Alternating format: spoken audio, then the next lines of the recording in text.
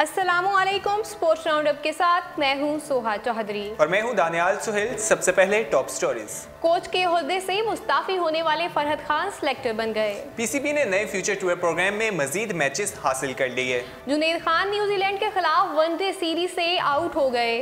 दुनिया क्रिकेट में सबसे ज्यादा छक्के लगाने का रिकॉर्ड शाहिद अफरीदी के पास है। कौमी अंडर 19 टीम में चाय वाले के बेटे की शमूलियत। सानिया और शुएब मलिक ने मदाहों को मुलाकात के लिए दावतें आम दे दी। इसके साथ ही स्पोर्ट्स राउंडअप का आगाज करते हैं। हॉकी के ओहदे से मुस्ताफी होने वाले फरहत खान सेलेक्टर बन गए। गुज़श्ता रोज कोच के ओहदे से मुस्ताफी होने वाले फरहत खान को नया ओहदा मिल गया और पाकिस्तान हॉकी फेडरेशन ने उन्हें सेलेक्टर की जिम्मेदारियां सौंप दी हैं। फरहत खान एक रोज कबल ही हॉकी टीम के कोच के ओहदे से मुस्तफी हुए थे। ताहम अब पाकिस्तान हॉकी फेडरेशन ने फरहत खान को हॉकी सिलेक्शन कमेटी में शामिल कर लिया है, जबकि कासिम खान को भी सिलेक्शन कमेटी में शामिल कर लिया गया है। पीएचएफ के एक ओहदेदार ने इस बात की तस्दीक की है कि फरहत खान की शमूलियत के बाद हॉकी सिलेक्शन कमेटी के अरकान की तादाद 5 हो गई है, जिसके बाद सरबरा हसन सरदार हैं।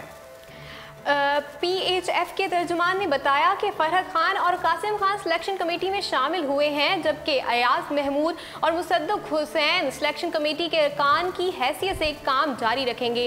ख्याल रहे कि फरहत खान 1992 के बार्सिलोना ओलंपिक में कांसी का तमगा जीतने वाली पाकिस्तानी हॉकी टीम का हिस्सा थे और गुज़श्ता रोज उन्होंने बतौर हेड कोच ओहदे से इस्तीफा दे दिया था। मुस्ताफी होने के 24 घंटों बाद ही नया ओहदा मिलने पर यह सवाल पैदा हो गए हैं कि कहीं फरहत खान ने पीएचएफ से किसी डील के तहत तो इस्तीफा नहीं दिया। ज़राए का कहना है कि पीएचएफ कौमी हॉकी टीम के लिए अब गैर मुल्की कोच की तलाश में है। जर्मन टीम के साबिक कप्तान और Olympic gold medallist Christian Blunck ओहदे के लिए मजबूत उम्मीदवार हैं। उन्होंने 1992 के ओलंपिक गेम्स में जर्मनी को गोल्ड मेडल भी जितवाया था।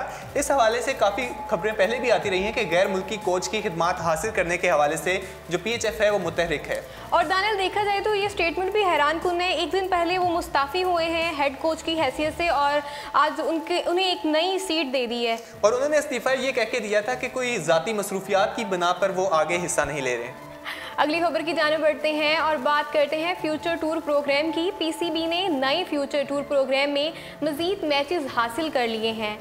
पाकिस्तान क्रिकेट बोर्ड ने मई 2019 से मई 2023 के दौरान नए फ्यूचर टूर प्रोग्राम के लिए मजीद मैचेस हासिल कर लिए हैं। रवा माह के दूसरे हफ्ते में सिंगापुर में होने वाली वर्कशॉप के दौरान आईसीसी के रुकन ममालिक ने फ्यूचर टूर प्रोग्राम पेश किया, जिसमें इंकशाफ हुआ है कि पाकिस्तान ने मजीद मैचेस हासिल कर लिए हैं। इससे कल पीसीबी के फ्यूचर टूर प्रोग्राम के हवाले से कहा जा रहा था कि पाकिस्तान मई 2019 से मई 2023 के दौरान मजमूई तौर पर 104 मैचेस खेलेगा, जिसमें टेस्ट, वनडे और T20 मैचेस शामिल होंगे। ताहम अब 4 साल के लिए नए फ्यूचर टूर प्रोग्राम में पाकिस्तान को मई 2019 से मई 2023 के दौरान 121 मैचेस दे दिए गए हैं, जिनमें 30 टेस्ट मैचेस, 43 वनडे और 48 टेस्ट मैचेस शामिल हैं। लेकिन अब तक ये वाज़ेह नहीं है कि पाकिस्तान अपने एक्स्ट्रा मैचेस किस ममालिक के साथ खेलेगा। पीसीबी का नया फ्यूचर टूर प्रोग्राम आइंदा बरस फरवरी में आईसीसी रुकन ममालिक के इजलास में पेश किया जाएगा।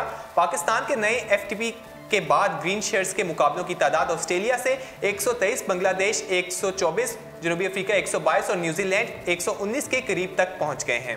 अगर फ्यूचर टूर प्रोग्राम की मजीद बात करें तो फ्यूचर टूर प्रोग्राम में सबसे ज़्यादा 151 मैचेस भारत के लिए तरतीब दिए गए हैं, जिनमें 37 टेस्ट, 61 वनडे और 53 T20 मैचेस शामिल हैं। गुज़श्ता फ्यूचर टूर प्रोग्राम मई 2014 से मई 2019 के दौरान पाकिस्तान और भारत के दरमियान 19 मैचेस का मामला अब तक आईसीसी की डिस्प्यूट कमेटी के सामने ज़ेरे समाअत है, लेकिन इसका कोई भी फैसला नहीं आ सका अभी तक।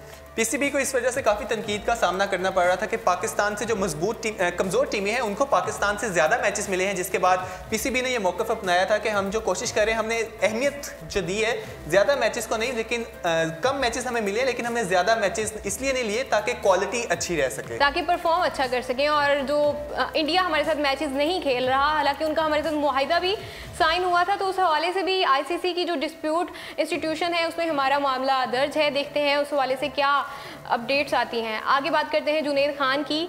जुनैद खान न्यूजीलैंड के खिलाफ वनडे सीरीज से आउट हो गए हैं। पाकिस्तान क्रिकेट टीम के अहम दौरे से बड़ा धचका लगा है और left arm fast bowler Junaid Khan पांव में हल्का लाइन फ्रैक्चर की वजह से न्यूजीलैंड के खिलाफ वनडे सीरीज से बाहर हो गए हैं। पांव की स्कैन रिपोर्ट मंगल को पीसीबी को मिली, जिसमें जुनैद खान को 6 हफ्ते आराम का मशवरा दिया गया है और जुनैद खान की जगह ऑलराउंडर आमिर यामीन पाकिस्तानी टीम में शमूलियत के मजबूत उम्मीदवार नजर आ रहे हैं। जिम्मेदार जराये का कहना है कि पीसीबी के मेडिकल पैनल को जुनैद खान की फिटनेस रिपोर्ट मंगल को मिल गई है, जिसमें उन्हें मुकम्मल फिट होने के लिए 6 हफ्ते का वक्त दिया गया है। जुनैद खान पाकिस्तान क्रिकेट बोर्ड के मेडिकल पैनल के पास लाहौर की कौमी अकेडमी में जेर इलाज हैं। जुनैद खान बांग्लादेश प्रीमियर लीग के दौरान इनफिट हुए थे। जराये का कहना है कि जुनैद खान की जगह आमिर यामीन की शमूलियत का हतमी फैसला कोच मिकी आर्थर के मशवरे से किया जाएगा। इमामुल हक के पाँव में भी बनने वाली फिक्सन की तकलीफ में अफाका हुआ है और वो न्यूजीलैंड की वनडे सीरीज की टीम में शामिल होंगे। न्यूजीलैंड के दौरे के कैंप के लिए पाकिस्तान के 20 खिलाड़ियों के नामों का ऐलान 1-2 दिन में कर दिया जाएगा। कैंप से कबल 22 दिसंबर को लाहौर में खिलाड़ियों के लिए फिटनेस टेस्ट भी होंगे। अब अगली खबर की जानिब बढ़ते हैं और बात करते हैं बूम बूम आफरीदी की। दुनिया क्रिकेट में सबसे ज़्यादा छक्के लगाने का रिकॉर्ड शाहिद आफरीदी के पास है। क्रिकेट के मैदानों में बॉलर्स के छक्के छुड़ाने वाले माया नाज ऑलराउंडर और झारे मजाज बल्लेबाज शाहिद आफरीदी ने दुनिया का सबसे ऊंचा छक्का लगाने के साथ साथ अब तक दुनिया क्रिकेट में सबसे ज़्यादा 476 छक्के लगाए, जो एक रिकॉर्ड है। क्रिकेट की तारीख में सरगिरी सुब्रू से लेकर विराट कोहली तक सैकड़ों बल्लेबाजों ने अपनी सलाहियतों का लोहा मनवाया है, लेकिन चंद बल्लेबाज ऐसे भी हैं जो क्रीज पर आते हैं तो बल्ले को घुमाना शुरू करते हैं तो गेंद ज़मीन पर आने को तरसती है, जबकि बॉलर उन्हें गेंद कराते हैं तो एक मर्तबा सोचते ज़रूर हैं।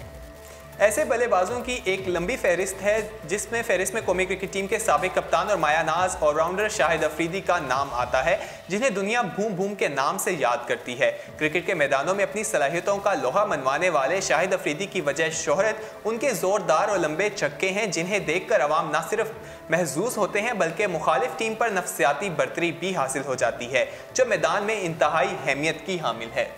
दानियल, अगर देखा जाए तो शाहिद अफरीदी ने बहुत अच्छा परफॉर्म किया है T10 में, और T10 में वो परफॉर्म करके बहुत एक्साइटेड भी थे कि T10 का फॉर्मेट भी बहुत अच्छा लगा। अगर हम शाहिद अफरीदी की मजीद बात करें तो शाहिद अफरीदी जब तक क्रीज में मौजूद होते हैं तो ये नहीं कहा जा सकता कि मैच हम जीत सकते हैं या हार सकते हैं, क्योंकि वो कुछ भी कर सकते हैं। बिल्कुल। कौमी अंडर-19 टीम में चाय वाले के बेटे की शमूलियत। कौमी अंडर-19 टीम में एक बासलाहियत बल्लेबाज भी शामिल है जो चाय फरोश का बेटा है। कौमी अंडर-19 टीम में शामिल इस नौजवान का नाम जैद आलम है, जो एक चाय फरोश आलम खान का बेटा है। जैद आलम के वालिद आलम खान का एक टी स्टॉल है जो उनके ज़रिए मुआश है, और उन्होंने इस चाय स्टॉल से 13 बच्चों की कफालत की, जिनमें जैद आलम ने कौमी अंडर-19 टीम में जगह बनाई है। जैद आलम एक बासलाहियत बल्लेबाज है। वो खुद भी अपने वालिद की टी स्टॉल पर काम करता है और अपने भाई और वालिद का हाथ बटाता है। जैद के वालिद आलिम खान का कहना है कि उन्हें अपने बेटे पर नाज है। उनके पास ना इतना पैसा था और ना ही उन्होंने कभी ये जहन बनाया था कि जैद टीम में जाएगा। आलिम खान का कहना है कि अल्लाह की मदद और अपनी मेहनत से जैद आगे गया और वो अपने सितारों की कदर करता है और कभी वालिदैन को भी परेशान नहीं किया। जैद आलम स्कूल और क्लब क्रिकेट खेलकर यहाँ तक पहुँचा। इस नौजवान को अपने वालिद पर फ़ख्र है। जैद आलम ने कहा कि मौका मिला तो भरपूर परफॉर्मेंस दूंगा और पाकिस्तान को चैंपियन बनाऊंगा। आगे भी इसी परफॉर्मेंस को जारी रखूंगा। जैद आलम इन दिनों कौमी टीम के साथ आइंदा माह अंडर-19 वर्ल्ड कप की तैयारियों के सिलसिले में मसरूफ हैं। वो कौमी टीम में जगह बनाने के लिए भी पुरुमीद हैं।